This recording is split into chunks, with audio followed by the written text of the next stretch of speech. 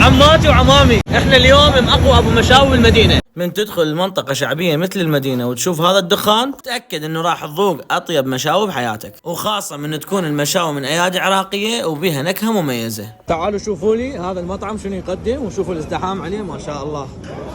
هذا السوق ضيافة، هاي الكل شخص يجي ينزل له 6 انواع مقبلات. هاي المقبلات كلها نازله الشخصين بس.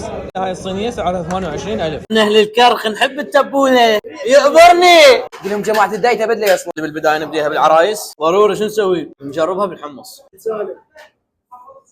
قبل شويه قلت لك ينصح به الاطباء، البصل وقتك انتهى. شلون تعرف الجنح نستوي؟ الصراحة اللي يميز هذا المطعم يقدمون كل المشاوي بالسمسم. اكو مثل عراقي يقول اللي يسوق بسرعة يوصل من وقت. شلون اعرف هاي الدجاجة مستوية ولا لا؟ برخاوة ايدك يعني برخاوة ايدك. شوف ما شقاوة ايدك راح تتفسخ تنتهي.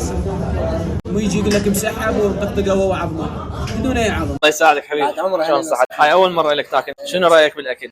يخبل. شنو رأيك بالاكل؟ كلش طيب. ايش قد تنطيه من 10؟ 8 من 10. 8 من 10. زين شنو رأيك بالاسعار؟